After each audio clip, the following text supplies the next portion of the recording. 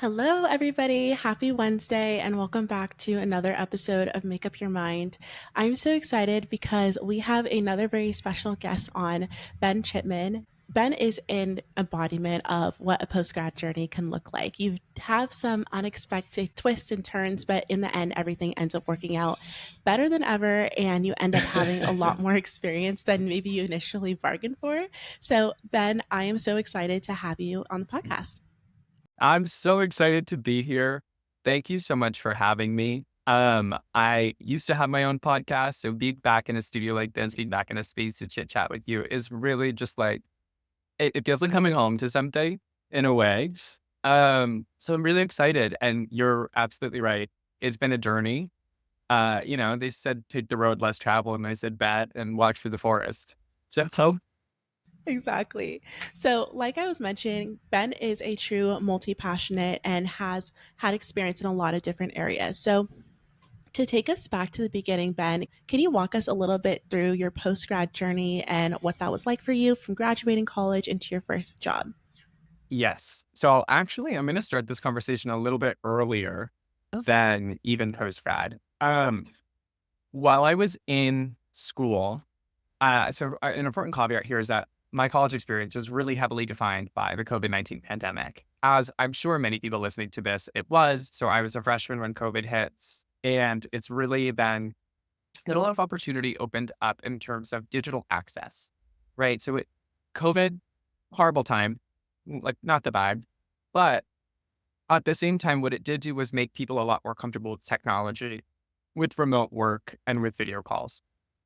And I used that to my advantage at this time and really started networking and reaching out to people on LinkedIn and reaching out to alumni, just kind of like anyone.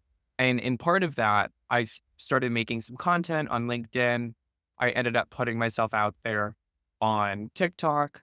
And that's when I started getting some of my first like clients. That feels like an important thing to mention as the process goes into the post grad experience. So to kind of then zoom on forward, I started freelancing while I was still in college.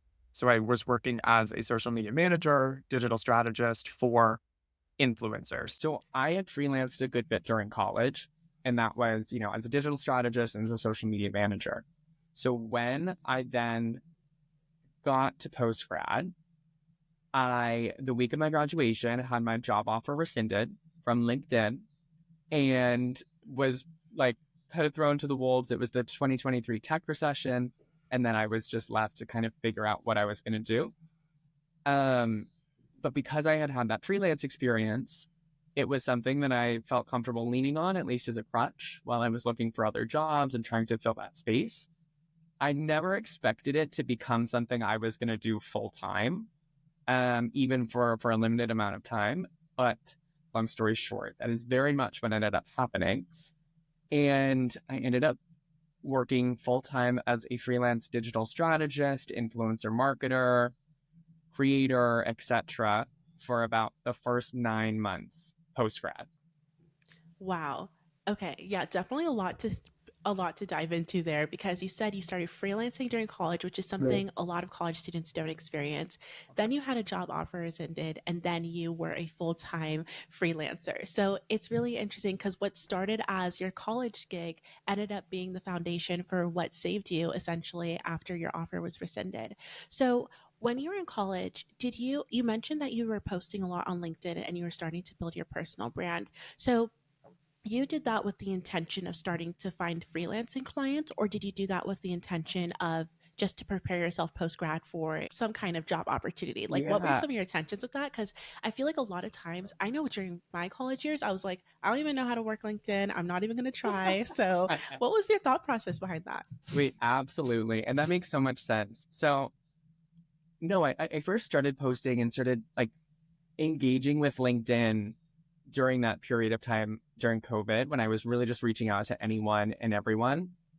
Um, it wasn't my intention to find freelance clients. I never intended to go be a freelancer. I wasn't seeking out work when it came to me in college. Like my first opportunity wasn't something that like I pitched. It was something that a mentor figure was like, you would be good at this, and I think you should do it. Um, but the reason I started putting myself out there, and I actually made a TikTok about this like 2 days ago, Oh, cool. is because I couldn't get a marketing internship at 19. No one was hiring. And it was like, Mhm. oh, where's your portfolio of work? Where is your like experience? At this point in time, it was COVID, and I just figured out I didn't like learning in online school. So I was searching for internships, unpaid internships, mind you, that I could take for college credit. I was like, I'd rather get a real working type experience and count that for schooling than sit in an online classroom that I'm not really getting my type of learning from. And no one would take me. And I was like, guys, like, I'm free labor. Like, tell me what you want me to do. And so that's when I turned to kind of posting, because I think when we look at the people, especially the Gen Zers that have been successful right now and are very public about it, it's because they put themselves out there before they were like ready for a final product. And so I said, I thought I wanted to go into a real corporate thing. And so I was like, let me start posting like my thoughts and feelings on LinkedIn. And by that, I mean like my strategy at first was to find like trade articles. So, from Adweek, from Business Insider, from whatever publication, and kind of give my 2 cents on it, whether that was 4 sentences, whether that was a short paragraph, like add my own analysis and thoughts into the equation. And that's what I did on LinkedIn. And then on TikTok, it was more of like, all right, let's prove to these marketing folks, I know I can get a viral video. I can do community management. I can build an audience and go that route. Yeah. I feel like so many people in college and people who graduate struggle with, how do I get experience when I have no experience? And I feel like that is a perfect masterclass of how to actually get experience, because you put yourself out there and you are the case study, and then you are also positioning yourself as an expert. So I know a lot of people, though, on LinkedIn have this ongoing conversation about Gen Z thought leaders or Gen Yeah. Z like putting themselves out there to share advice, because they're like, oh, you don't have work, quote unquote, work experience. I don't think that's true at all. But then also at the same time, a lot of younger people feel a little bit scared to put themselves out there because they feel Right. like, I don't have enough experience to share my expertise. But what I love that you did is that you like crowdsourced it through a lot of credible articles and Yeah. found and then shared your unique perspective. So, what would be some of your advice to someone who wants to start posting, wants to get their name out there, but might feel like, oh, I don't really have the Mm, expertise that besides what I gave myself or what I built for myself? right. Okay. I think there's two things I'm going to say here. The first one is, those like really annoying discussion boards that you have to like participate in college, and Yeah. it like write a comment on the article and respond to 3 classmates. That's all LinkedIn is. That is LinkedIn at its best. Is a like horrible discussion board that has a deadline at like 10:59, not 11:59, and then you forget about it and you're stressed and you're doing it at the last minute. That's all LinkedIn is. So go and approach it like that, right? Like you've done this before. You've read an article, you've consumed a piece of media, and you've been expected to give like 3 sentences. Do you know how boring a LinkedIn post is that's longer than 3 sentences? Oh my God, the worst. So like, don't break your back over it, but just put something, put out a little thought, and then maybe someone will comment, maybe someone won't. But the more you do it, the more people are going to understand how you think, the more a hiring manager can go onto your LinkedIn and get an idea of who you are and how you think and how you might slot into a team without you even applying or interviewing. Also, remember LinkedIn is a social media platform. They want to support those that are feeding their content and feeding their algorithm, right? Like you are going to start to appear higher in search results on LinkedIn if you're commenting more, if you are posting more. It's just a visibility thing. And then the other side of that, like people who don't think they have something to offer, that's fine. Like you don't have to. You're allowed to use this as a learning. Like follow people that make being on LinkedIn interesting. And you can reshare their content and say, oh, I've never thought of it like this. My assumption was X. that could be the whole interaction. That could be your whole post, or you could just comment that on their own post, but it shows that you're engaging with someone new and they might be compelled to reach out to you, or it warms the introduction between you and them, right? So that if you do cold message them on LinkedIn, it's not completely out of the blue. So as long as you're following people, companies, and brands that you find genuinely interesting, that you can get your news from, LinkedIn is your friend. It's cringy. It's supposed to be. That's fine. It is supposed to be. You know, I think you said something that was really important that a lot of people forget. LinkedIn is social media. You can curate it the way that you want. You can follow the people you don't want to follow. If you see something cringy repeatedly, you can unfollow, right? That's something that you can totally do. But positioning yourself in front of the people who have the resources and opportunities that you seek is invaluable. If you've ever, yes, if you have the skills to use a discussion board in college, you have the skills to be a thought leader on LinkedIn. Like, I don't make the rules. That's just how it is. And So, like, I would say, think about that too when you're looking at people who are thought leaders on LinkedIn. yes. Do it for yourself by all means. It is good, but also don't take everything you see as Bible. Like, Exactly. And you know what's also really funny is because when a large amount of people don't see it as Bible, they definitely let it be known on oh LinkedIn too. yes. The best kind of tea. Anyways. So let's fast forward. You know, you were putting yourself out there on Yeah. LinkedIn. Your mentor said, I think you would really like this. What was your first freelancing gig and how did that go? My first freelancing gig came about because I had organized an event at my university to bring an influencer to the university, like who was an alumnus. So Mm-hmm. we invited her back and I put together like an evening program with her where it was kind of like late night talk show style. I was the host, she was there. It was like Q&A. It was a cool event, and like we flew her down, we put her up in a hotel. A lot of logistics, a lot of planning, creative direction. It was so fun. I think it was genuinely one of the coolest things that I was like able to sink my teeth into at college. Um, and she brought her strategist, her creative strategist with her. And so we got to talking, and she was like, I'm very impressed with how this was handled. You're really with it. You're really smart. If you ever need help, like, let me know. And so I hit her up a couple weeks later. I was like, I'd love to have like just a preliminary networking call. Let's chit chat. And I don't know where I'm going, but like, let's talk about where I might be. And then from that, she did social media management, social strategy, things like that. And someone had come to her and asked her for her rates. And she was out of budget for this person. And so she said, I have someone else that I think could be really great for you. And she recommended me. And then she texted me on the side and was like, by the way, I'm sending a client your way. And I said, a client? I said, what? Like, what do you mean? She's like, don't worry about it. I'll call you later. I was like, okay. And so we get on the phone and she's like, no, I really think you can do this. Like, I'll help you. I'll give you some of the support. Like, I will show you like some of the templates that I use. I'll show you whatever. But like, I'll be here for you. But you can do this. Like, you have it. And I was like, all right. And my first client was a DJ in New York City while I'm at school in North Carolina, miles away, have never met. Like we FaceTimed and it was like, hey, what's going on? He's like, are you house music? And at the time I was like, no. Now if you ask me, like, okay, I have some Yeah. favorites, but at the time I was like, no, I got no idea what you're doing, where you're coming from.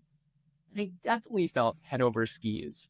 I was so not prepared to like really jump into it, but I'm like really focused on setting up the infrastructure to like make sure it went well, and making sure I used her templates and talked to my mentor frequently. And like she knew obviously that I was fresh and new to it.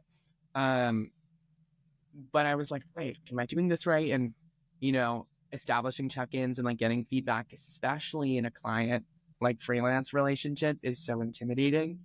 But you have to do it, right? Like I feel like accepting feedback can it's so scary sometimes, but like that's the only way you're either gonna continue to extend the contract or you're gonna call it a day. Um, we ended up only working together for a couple months. I think it was a big learning about knowing what like type of client you want. I think they call it IC ICF. or at ICP, your ideal client Mm-hmm. persona. Mm-hmm. Um, I was gonna say ideal client fit, but ideal client persona. Yep. And like for me, it's it has to be within something that I feel confident in understanding, even if it's the social side of things. And house music at the time was not where I was hitting my stride. And this DJ, for example, too, was like not just doing like clubs. He was like private poker matches and Mm. like high end. I was like, I don't really know. I I just was a bit out of my wheelhouse, but we still have like a friendly relationship today. Like as long as you can address concerns as they come up, you're able to maintain those relationships, even if the working fit isn't exceptional. Yeah, and I feel like that's an ideal for a situation because not only did you have multiple people helping guide you through the process and handing you a referral, which, you made a good point. You might not feel ready for it, but you dove in head first and it sounds like you did an amazing job there. But then also you just have like a no, you definitely We, did do an amazing no, you did. I'm sure you did an amazing job. But it's like you also the fact that you still have a work like in a relationship with that person yeah, over all these years and just being able to expand your network in that way. Also, one thing I really love that you mentioned a little bit earlier the benefits of putting yourself out online so yeah, that way people can reach out to you if they have an opportunity. I think it's really interesting how you were on the other end of that where you're the person reaching out after seeing this influencer and basically being like, hey, like we're your alma mater, come speak, and yeah. planning all those logistics. So you're sort of seeing it work from both ends.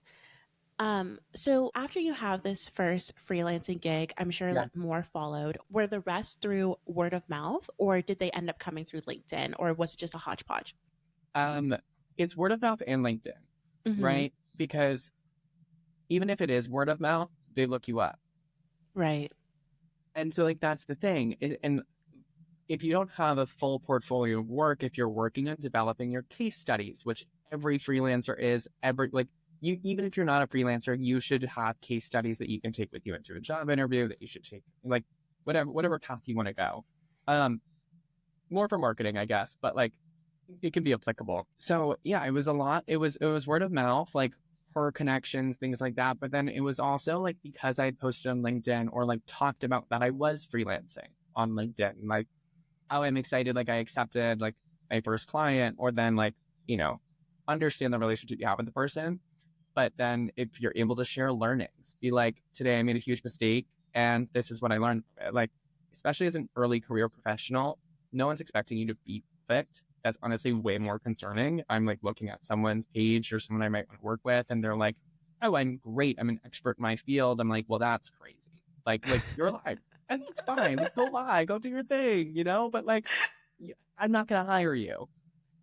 And so I think that that's where it becomes both. Like the word of mouth effect goes through LinkedIn Mm-hmm. or Mm-hmm. other channels. Yeah, definitely. Because social media is how we vet people. It's the digital business card nowadays. And to what you said about showing up perfectly on LinkedIn and just showing a highlight reel, I think that, like we've seen with TikTok, why people have so much success on TikTok is that vulnerability and the authenticity. I know that's a buzzword people use so much now. Like I have friends who are like, literally, don't say the word authenticity ever again. But but it really is that vulnerability. Like I didn't do my best, but this is how I improved. And maybe eventually a hiring manager is going to be like, oh, this person knows how to self-reflect. This could be a really interesting person to have working on my team. Right. So we fast forward, you have these freelancing jobs, and you say that you land a job at LinkedIn. Walk us through the process of landing the position at the company that, positioned you for all these opportunities and will sort of be the backbone of the rest of your opportunities. Like, walk us through that because so many people, especially right now, are going through layoffs, offers rescinded, which I can only imagine is such a like a heartbreaking thing. It's probably so disappointing, but let us know what your experience was with that. So I loved LinkedIn even before I started like really using it. I was always the person that was like a little too comfortable on there, and everyone's like, that's odd. But a friend of mine worked at LinkedIn and referred me for their kind of early career rotational program. So it was a junior year internship that then I did the summer of 2022. I got a return offer. that fall, had my return offer and signed it for all of my senior year. And then it was the week before graduation that it got rescinded. And the Mm, reason it got rescinded, it's not because I'm horrible. It's because it remember was that. just the market conditions, and they completely sunset and got rid of early career rotational program. Mm. So that's the whole kind of lore there is, I did the junior year internship and I did a good job, I guess, while I was there, enough to get a return offer. I networked like crazy once I was inside.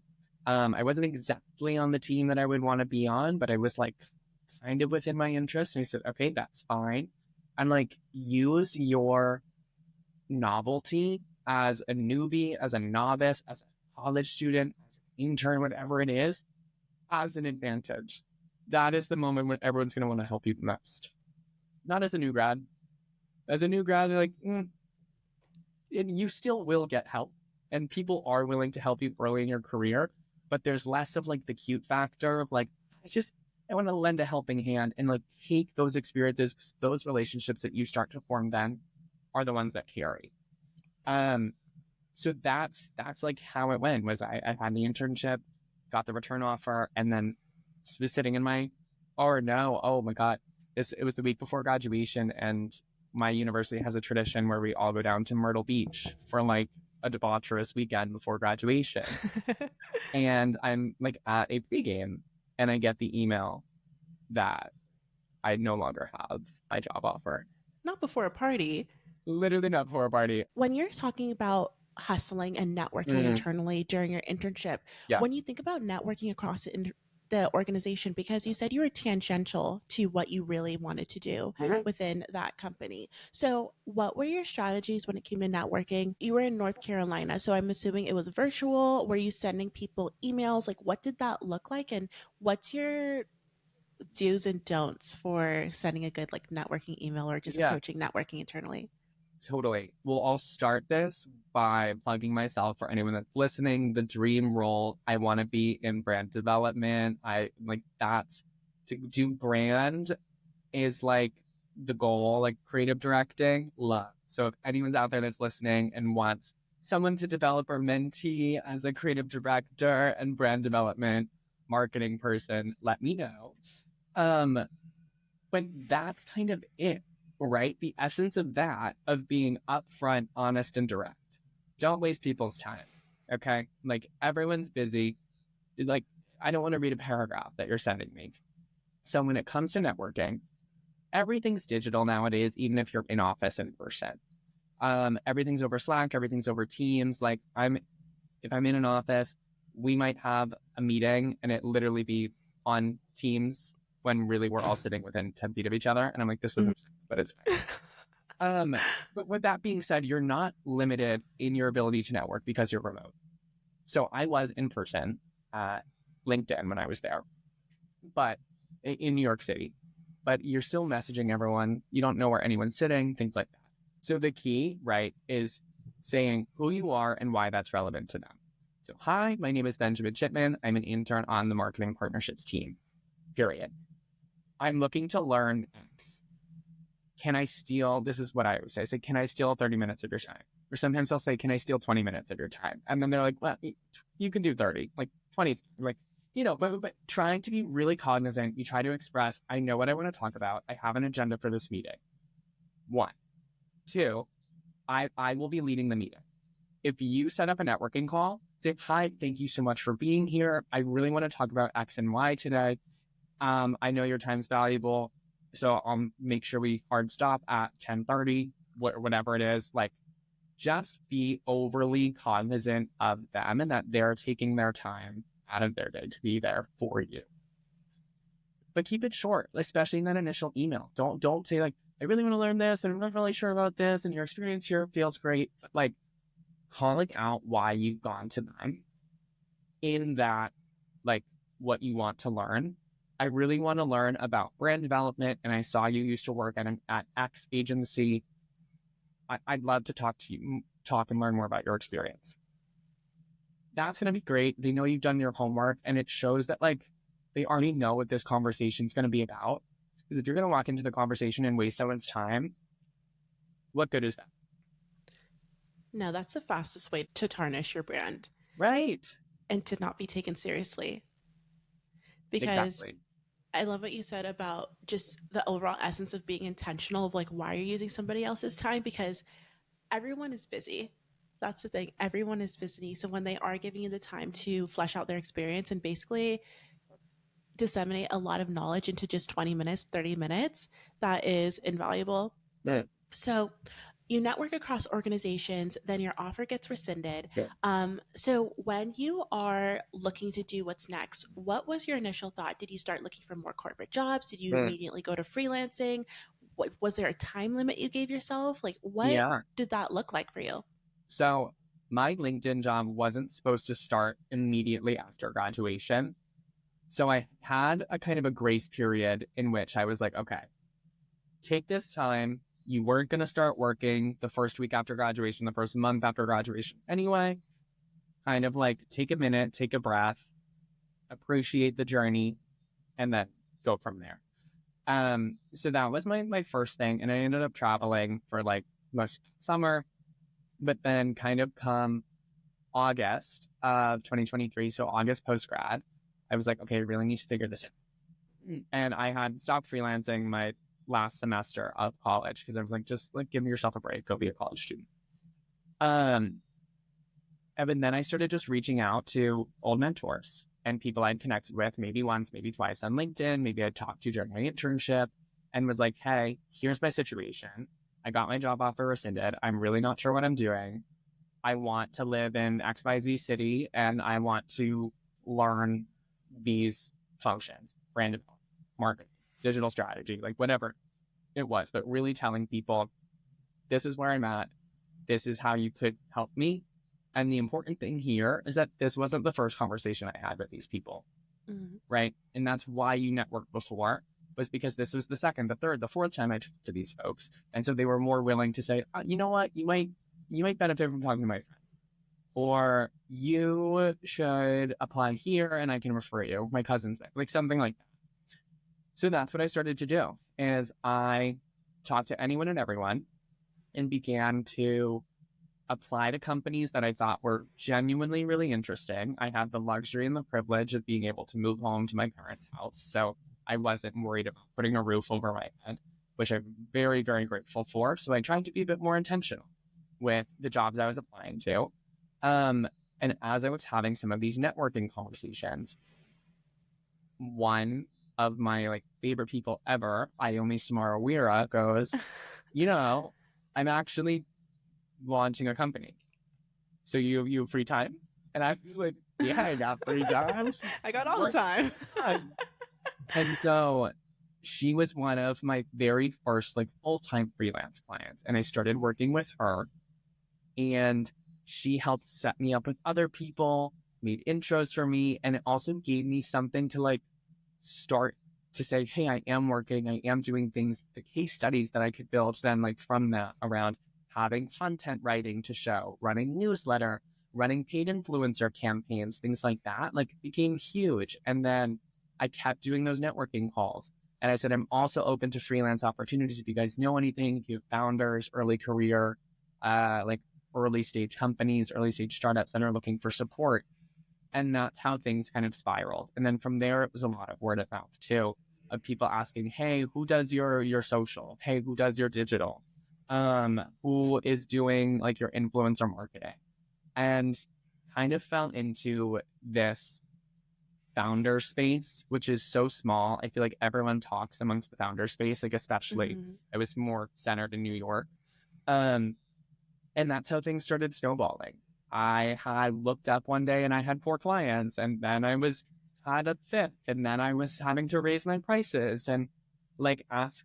And it was just got to a point where like there was an appetite for work, but there wasn't necessarily an appetite for full-time hires just yet. So it was on me to kind of cultivate and build what I could give. I was working maybe like 36 to 45 hours a week, dependent, and I would structure it. I would write my own contracts. I would redline them and negotiate them back and forth. And um, it was like just a huge, huge learning in running a business, the business being myself. Yeah, yeah. And so it sounds like there's a lot of sales knowledge that went into that too. Mm. Between you're like, oh no. I think there's a lot of guessing. Yeah, because it's a lot of guesswork. Because I feel the thing is, when it comes to pricing, a lot of people hold it close to their chest. Sometimes it's hard to know what you should charge for things like freelancing and Yeah, consulting. it's fair. Um, so, like, how did you figure out what to charge? And also, how did you develop your sales knowledge? Did you read books when it came to freelancing? Did you watch webinars? How did that work for you? Because you're running your own business, but how do you run your own business when it's a freelancing business, Oh, right? that's so fair. And like, I wish I had a better answer. I wish I had something that was like, oh, I It's read okay. this book and that book, and here's how you can too. But that's so not what happened. I had asked when Naomi first asked me to work for her at Canopy, I said, absolutely. When do you need me? What do you need? Like, what can I do? And she sent over, a contract and information. And she was like, I can offer you this, and gave the rate. And I was like, cool. I would have said yes to anything. So that sounds good. But then that became my benchmark, right? As like a full-time freelancer. That then I wasn't doing, again, I wasn't paying rent at this point. I had moved home. So like that feels like an important stress to this conversation. Mhm. Um, but I used that as my benchmark. I said, okay, this is what I'm making. This is what I can do. I believe it was $25 an hour when I started. And I was like, great. And kind of then how I proceeded to price things out once I started getting more clients and was like, I have to really think about this is if I'm working a 40-hour week, if I'm working a 36-hour week, like what is that projected out annually? I did a lot of annual projections. And the thing you need to know when you're a freelancer is you don't have paid vacation time. You don't have health insurance. Like you don't have these additional expenses. You also don't have taxes taken. So that's something to consider when you're setting your prices is like, what do you want your annual salary to be? Is that reasonable? Do your market research. We all want our annual salary to be, 6 figures, 7 figures, run it up. But like, come on, let's level with ourselves here. Let's set an expectation. And it was one of those things where like, first I was like, this is not going to work. And then I got a couple more clients. And then one of my clients gave me a raise. And I said, oh, okay, that's at the new benchmark. I didn't ask for it. They were like, I think you're doing great work. I know you're new in this, like being so forthright too about my level of experience and saying like, I'm willing to do the work for you. I might need extra rounds of feedback. I'm really welcoming your notes was huge because then people wanted to invest back in me and in terms of like helping me out. And a lot of that came from being really honest, really forthright, and a lot of these connections coming from the networking I did when I was 19. So that's an important thing. But with setting your prices, it's really like figure out your baseline benchmark. And then as you build your case studies, you give yourself more to work with as far as increasing your prices and charging more. And then your case studies become like your baseline for what is worth your time. If someone's offering you like 10 hours a week and they're willing to pay you $20 an hour and you say, honestly, that's not worth my time, then that's fine. Like you're allowed to say that and you're allowed to not take a project. And that was something I had I think a lot of trouble with at first was like saying no to different projects. But you need to make sure that it's livable for you, especially once you start doing things full time. And you need to make sure that if you have a health risk that like you can afford the health insurance to pay that off. Or if you are going to take a vacation that you can afford to not work for those 3 days because you're not going to get paid out. And there's just these additional things that in time became really stressful to me, which inspired me to move back to corporate. But at this moment was something that I was just starting to figure out. Yeah, and you make some really good points that I think a lot of people forget about. You're Yeah. not just getting so let's say you make like $4,000 a month. You're not getting that at face value. Yeah. Like you're putting 30 to 40% away for taxes. You have to potentially even get a lawyer if you're drafting up contracts. You have to get an accounting team. Like there are a lot of expenses when it comes to building up a business that are sort of hidden and under the surface. Uh, So and also even making sure your rate can account for those days off when you're sick and so on and you can't attend. So that's really good because, we always talk about work-life balance, but how did work-life balance exist when you were Mhm. freelancing? No, I was terrified. Oh, okay. Like realistically, I Yeah. had so much fun when I was freelancing. I really enjoyed it. I learned so much. I was also constantly stressed. I was stressed about money. I Hmm. was stressed about getting taken seriously and landing the next client. Um, it was just one of those things where it's so hard to plan, right? And so what became really stressful was I'll go back to the example of like taking a vacation. Hmm. How do I know that I can plan something out 3 months in advance? I can tell you that next week and next month I have enough money to like go out to dinner or pay my rent. But if I'm planning 3 to 4 months out, like what if two clients drop out of the blue? Like, and you can work your contracts to make this a little bit safer for yourself, right? Like you can have a 90-day like termination clause that like they're required to disclose, and if not, pay you out at like maybe some percentage of whatever it is. But then again, right, if you are having that, you probably would have wanted legal counsel to help read that over. And that's when like those hidden expenses kind of come back. So that's something to consider. Like I think freelancing part-time, exceptional way to learn and grow your skill set. Freelancing full-time directly out of college, I think is risky. It's not something I would recommend to everyone. Like, remember, I didn't do this by choice. I did it Hmm. because my job offer got rescinded. And I did it because I was forced into it because no one was hiring in the fields that I wanted at the time. Hmm. So I Hmm. would caveat what I'm saying with that. No, definitely. I don't think for a lot of people, I think the job market definitely does force a lot of people into freelancing, especially right now, freelancing and contract work. But just being aware of the caveats that are associated with that is invaluable because some of the things that I didn't even think about where I'm like, oh, that does make sense. The, And so when it came to transitioning back into corporate and yeah. alleviating probably a lot of this stress, how did that look like for you? Were you actively looking for new roles? Was it coming from a freelance client? How did that look like? I actually was just starting to feel comfortable as a freelancer when Interesting. this corporate opportunity came back to my life.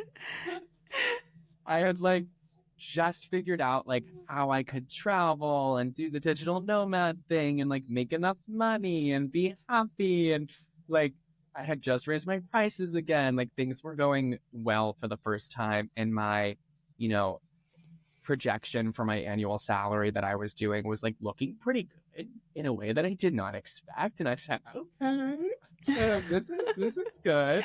We're making money. I was like, this is a real salary. Um, and I get a call or a text actually from an old mentor of mine in college from that time, my sophomore year during COVID, when I was just networking like crazy on LinkedIn.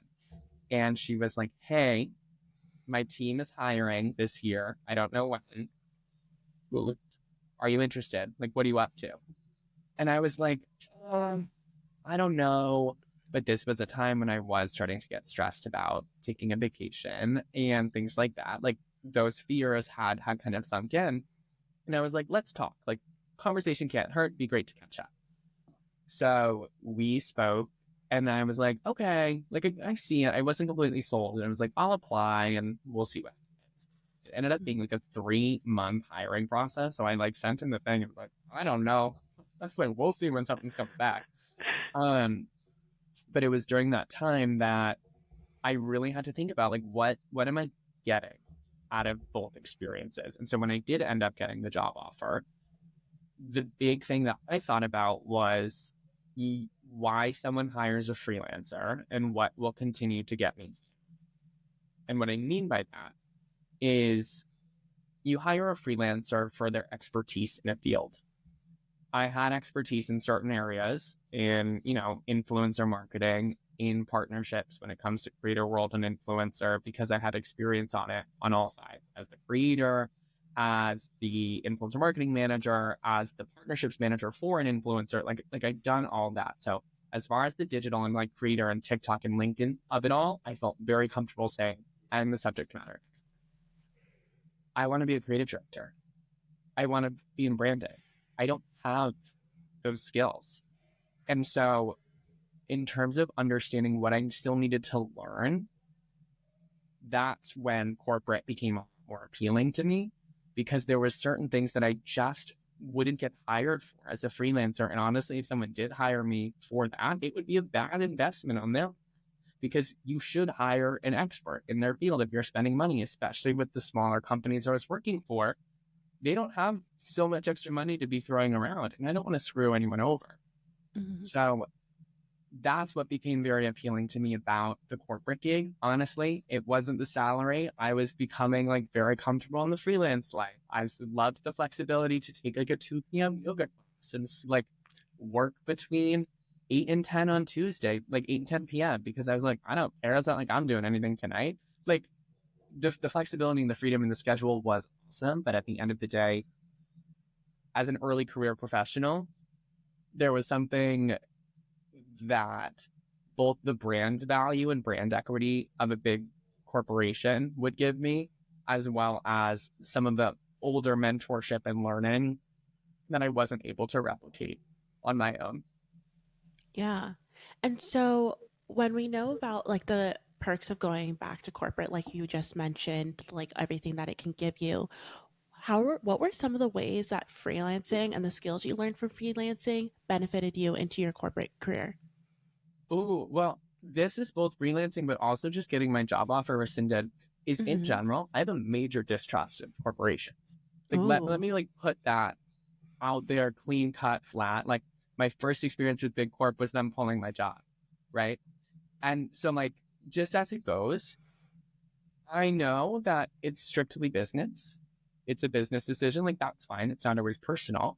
So, what freelancing taught me about corporate was after having now this like huge distrust of corporate, was this comfort and confidence in myself. And so, like, I know what I bring to the table. People have hired me as a subject expert to bring that to the table. I'm not like taking what corporation who could pull my job at any minute because it's best for the bottom line, which I get. Like, their word isn't like they're not the only thing that I can cling to for professional sense of identity. Um, I think it really mm-hmm. helped me in interviews when I was like, I don't need this job. Like, I'm applying to this job because I want it. I'm applying to this job because there's learnings I can get from that that I think I'll really value. But it was one of those things that freelancing just helps me feel a lot more confident and comfortable on my own, with like bringing my own style, I think, to work and trusting that that's not like a too green thing or a Gen Z thing. It's just, no, that's a Benjamin Chipman thing. And that's fine. That's okay. Like, you don't have to love it. But like, if there's a genuine problem with the content or what we're getting out of it, then that's a different story. But like, if it's stylistic or if it's, I don't know, like it just, as far as owning operations and understanding process management, like working for smaller companies and freelancing, like really helped me see how everything's connected. Whereas like in big corporations, when you're zeroed in on your individual projects, it's like harder to kind of get bird's eye view.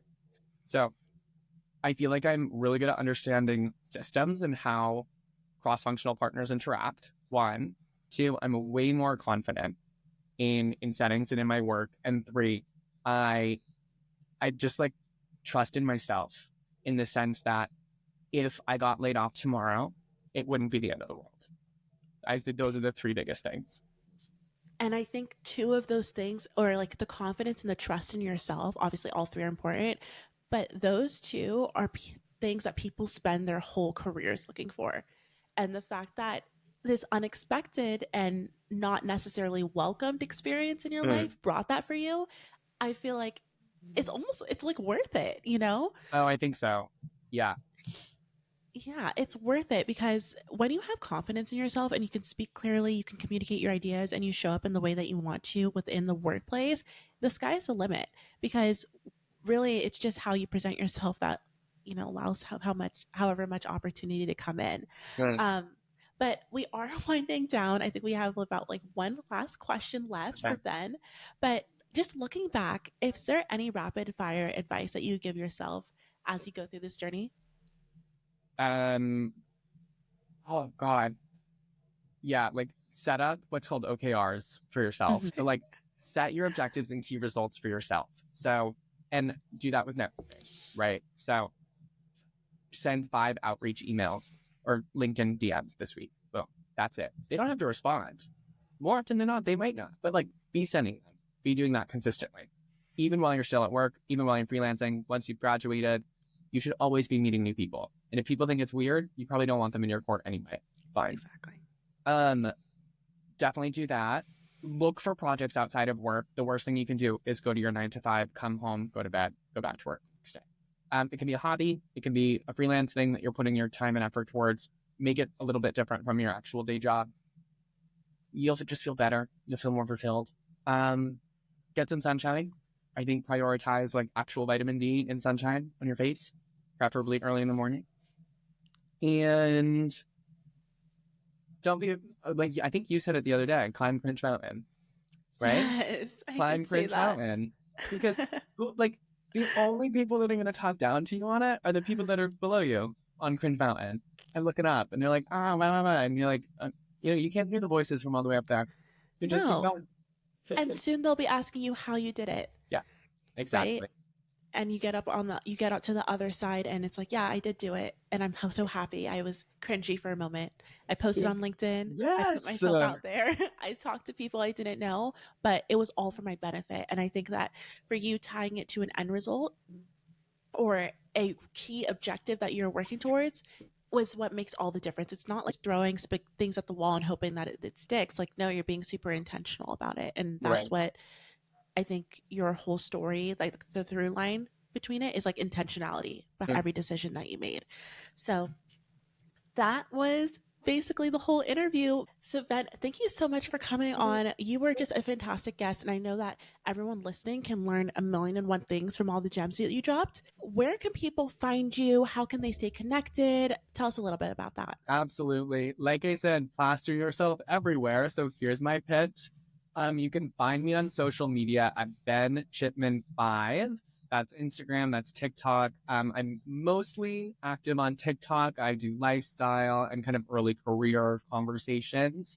And then on LinkedIn, I'm just Benjamin Chipman. So you can find me there where I post mostly Gen Z in the workplace and kind of marketing adjacent thoughts and responses. I make it a discussion board. So if you want to tap it in the comments, I won't grade you on it, but I'll give it a like.